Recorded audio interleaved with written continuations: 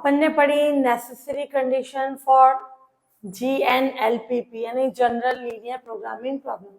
यहाँ कैसी कंडीशन है? सफिशिएंट। सफिशिएंट क्या है? Optimise Z. ऑप्टिमाइज जेड का मतलब वो मैक्सिमम भी हो सकता है, मिनिमम भी हो सकता है। फंक्शन और कोई सब्जेक्ट टू कांस्टेंट में फंक्शन क्या दे रखा है? hx। तो optimize Z equals to fx, subject to constant किस फॉर्म में है? hx। अब अपन बना देंगे एल एक्स लैम्डा, नया एक फंक्शन बना देंगे लॉन्ग्रॉस मल्टीप्लाई ये लैम्डा के यूज से। एल एक्स लैम्डा क्या होगा? जिसकी ऑप्टिमम वैल्यू फाइंड करनी है वो, प्लस लॉन्ग्रॉस मल्टीप्लाई लैम्डा और जो सब्जेक्ट टू कांस्टेंट है एच एक्स। यहाँ प्लस भी लिख सकते हैं, माइनस भी लिख सकते हैं। इजी वे में यहाँ थ्योरी में माइनस ले रहे हैं, बाकी क्वेश्चन पे पास प्लस लो माइनस लो अपन प्लस से कर सकते हैं ना। तो दोनों में से कोई सी भी कंडीशन अपन यूज में ले सकते हैं। तो मैं अभी माइनस वाली कंडीशन ले रही हूँ।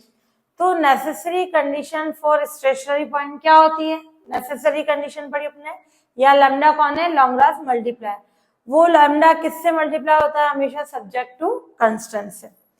तो del L upon del X J, ये एल, इस एल का एक्स जे के रेस्पेक्ट में पार्शियल।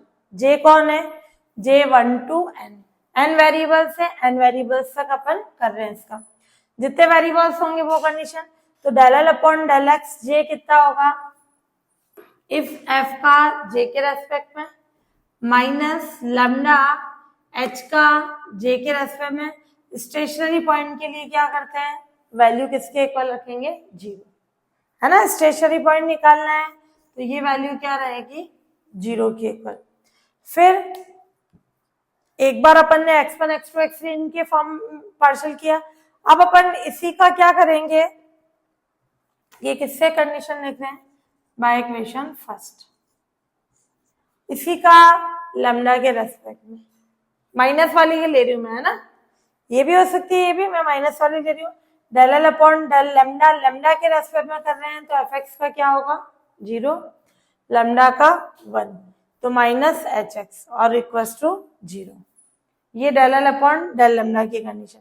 अब इस इक्वेशन सेकंड से लैम्डा की वैल्यू क्या आएगी?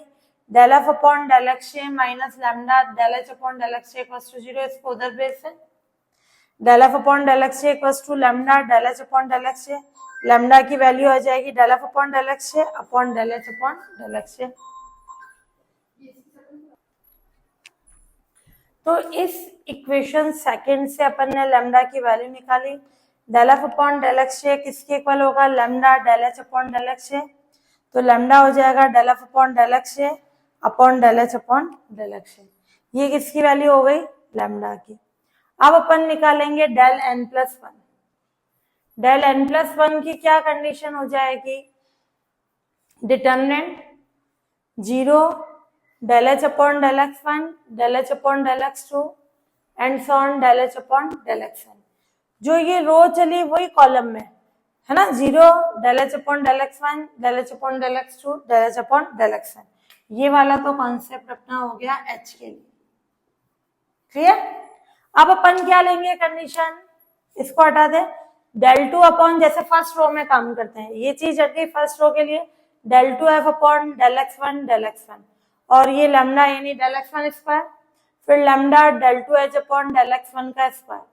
1 फिक्स है, देखो ये 1 फिक्स है। डेल 2 एफ अपॉन ये एक टर्म हो गई। अगली में क्या होगा? Del 2 F upon del X 1 del X 2 minus lambda del 2 H upon del X 1 del X 2। 1 fix है। ऐसे एंड सो ऑन से क्या कंडीशन आ जाएगी लास्ट की? Del 2 F upon del X 1 del X n minus lambda del 2 H upon del X 1 del X n। 1 वाली condition fix है। ऐसे ही अगर मैं अगला लूंगी तो क्या आ जाएगा? 2 में आ जाएगा। ये यूं condition del 2 F upon del X 2 del X 1 lambda del 2 H upon del X 2 del X 1। फिर ये 2 के लिए आ जाएगा, ये यूं del 2 F upon del X 2 square minus lambda del 2 H upon del X 2 square. ऐसे ये वाला लेना चाहें तो del 2 F upon del X 2 del X n minus lambda del 2 H upon del X 2 del X n। फिर and so on ये ends on, फिर N के लिए चलेगा, एन के लिए क्या आएगा, del टू एफ, अब N fix, del X N del X one minus lambda del two H upon del X N del X one. फिर अगला ये एन फिक्स टू की कंडीशन, तो del two F upon del X N del X two minus lambda del two H upon del X N del X two, और ये last वाली N का square, ये भी एन का स्क्वायर। ये डिटर्मिनेंट होगा, नंबर ऑफ वेरिएबल्स एन है तो एक ज्यादा की कंडीशन, डेल यानी determinant del N plus one order का ये बना, ये एन का है देखो ये, और ये हटा दिया अपन ने तो ये N plus one, del N plus one की कंडीशन। अब अगर अपन बोल रहे हैं if del 3 positive del 4 negative, किस फॉर्म में कंडीशन आ रही है, अल्टरनेटिव, ये पॉजिटिव नेगेटिव पॉजिटिव नेगेटिव, इस तरह से अल्टरनेटिव की कंडीशन आ रही है, देन जो स्टेशनरी पॉइंट होगा वो कैसा होगा, local maximum. Clear, alternate del आ रहा है, और अगर डेल की वैल्यू सब जगह नेगेटिव है, del 3 नेगेटिव और 3 से स्टार्ट होगा, del 4 negative del 5 negative and del n plus one negative, तो स्टेशनरी पॉइंट क्या हो जाएगा, मिनिमम। इसमें क्या हो गया अपना, मैक्सिमम की कंडीशन आ गई। क्लियर, ये मैक्सिमम हो जाएगा और उसमें क्या हो जाएगा अपने, मिनिमम की कंडीशन आ जाएगी। तो ये हो गई सफिशिएंट कंडीशन किसके लिए, जनरल लीनियर जो है नॉन लीनियर प्रोग्रामिंग प्रॉब्लम में डेल निकाल के उससे कंडीशन चेक करेंगे कि वो स्टेशनरी पॉइंट मैक्सिमम है या मिनिमम है। सेकंड मेथड भी है, एक मेथड ये पहले इससे क्वेश्चन कर लेते हैं फिर सेकंड मेथड से करते हैं।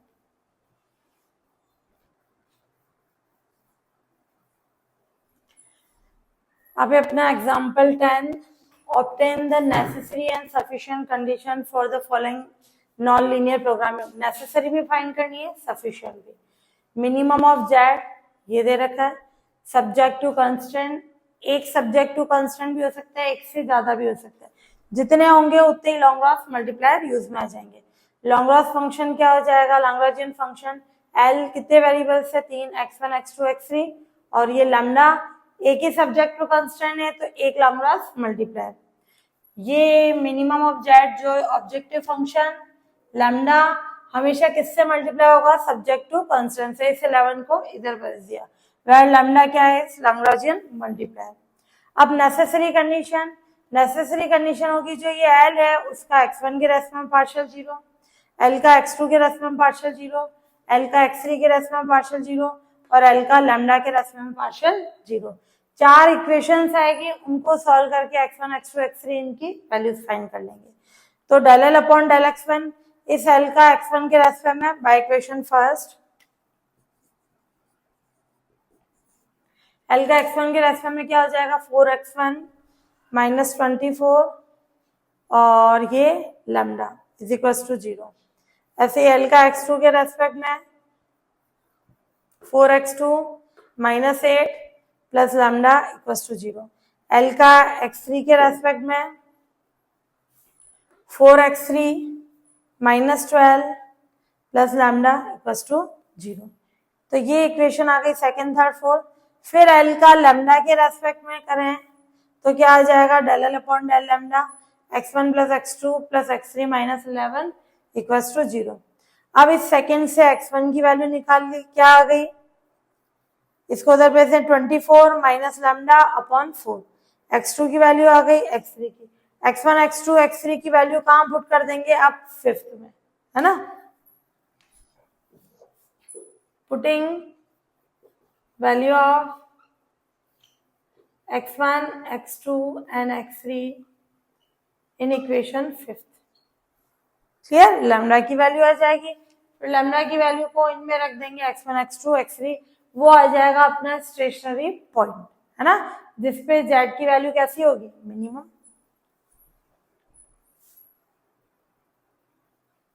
तो ये x1 x2 x3 3 है, ये फिफ्थ में पुट कर दिया, ये आ गई वैल्यू, लैम्डा 0 आ गया, लैम्डा 0 पुट कर दिया इन x1 x2 x3, तो x1 की वैल्यू यहाँ रख दी है लैम्डा 0, तो 24 अपॉन 4 यानी 6, ऐसे x2 आ गया 2, x3 आ गया 3, तो उससे और लैम्डा की वैल्यू क्या आई अपने 0, तो स्टेशनरी पॉइंट क्या आ गया 6 2 3, और लैम्डा कितना आ गया 0। अब अपन निकालेंगे सफिशिएंट कंडीशन। सफिशिएंट कंडीशन के लिए डेल n प्लस 1 चाहिए। डेल n प्लस 1 के फॉर्मूले में f और h चाहिए। ये जो मिनिमम और मैक्सिमम जो ऑब्जेक्टिव फंक्शन होगा वो fx होगा, और जो सब्जेक्ट टू कांस्टेंट है वो कौन सी कंडीशन हो जाएगी, h की।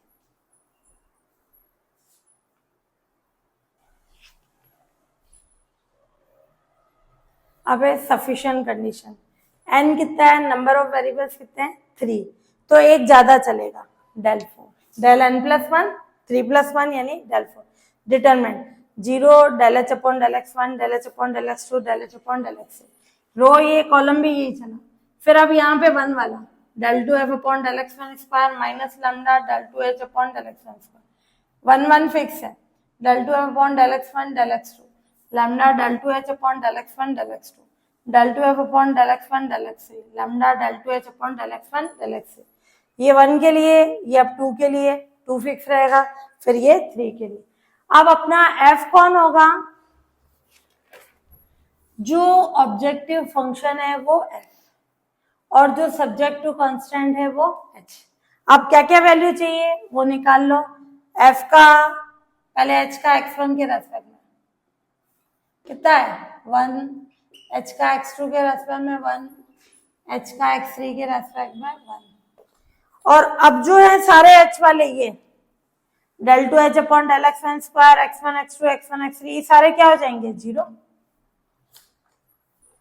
Del 2h upon del x1 square 0, del 2h upon del x2 square 0, del 2h upon del x3 square 0, del 2h upon del x1 del x2। x1 x2 लिखे हैं, x2 x1 लिखे, वो भी क्या होगा 0। इस 1 का x2 के रेस्पेक्ट में करें, del 2h upon del x1 del x3 वो भी 0, del 2h upon del x2 del x3 ये भी क्या होगा 0। अब अपन f की कंडीशन निकालें। f में क्या क्या चाहिए, del 2f upon del x1 square, पहले del f1 upon del x1, x1 के रेस्पेक्ट में क्या होगा 4x1 माइनस 24 है ना, और ये हो गई कंडीशन। और del f upon del x2, x2 के रेस्पेक्ट में क्या हो जाएगा 4x2 माइनस 8, और del f upon del x3 ये 2x3 स्क्वायर है, del f upon del x3 कितना हो जाएगा 4x3 माइनस 12। अब और जो चाहिए, del 2f upon del x1 square कितना होगा 4, del 2f upon del x2 square 4, del 2f upon del x3 square 4। बाकी मैं del 2f upon del x1 del x2 लूं 0, del 2f upon del x1 del x3 लूं 0, है ना। बाकी भी सारे निकाल के ये सारी वैल्यूज अपन यहाँ पुट कर देंगे और इससे कंडीशन निकालेंगे डेल 3 डेल 4 की। अगर दोनों पॉजिटिव हैं या अल्टरनेट चल रहे हैं उसके अकॉर्डिंग मैक्सिमम और मिनिमम देखेंगे। अब अपन इसकी सारी values del 2 upon del x1 del x3 0 ये सब वैल्यूज और लैम्डा की भी वैल्यू रख दें, तो क्या आ जाएगा अपने पास डेल 4 0 1 1 1 1 1 1, और ये del 2 upon del x1 square 4, ये वाली लैम्डा 0 होने के कारण 0, ये 0 0 0 4 0, और ये 0 0। क्लियर, ये किसकी कंडीशन आ गई डेल 4 की। अब इससे अपन डेल 4 डिटरमिनेंट की वैल्यू निकालेंगे और डेल 3 निकालेंगे और उसके साइन के अकॉर्डिंग चेक करेंगे। हाँ, अब इस डिटरमिनेंट की वैल्यू क्या होगी, ये पॉजिटिव नेगेटिव नेगेटिव किसी भी रो या कॉलम से ओपन कर सकते हो। ये वाला ले लें अपन फोर्थ कॉलम, क्योंकि 2 0 है, तो ये क्या आएगा -1, ये माइनस, ये प्लस, ये माइनस, ये प्लस, -1 से डिटरमिनेंट आ जाएगा 1 4, ये कवर कर ले 1 4 0 1 0 4 1 0 0, और इस 0 के कारण ये +0 ये -0, ये +4, 4 जा रहा है वो कवर कर लो, 4 क्रॉस 4 से 3 क्रॉस 3 में चेंज होगा, 0 1 1 1 4 0 1 0 4।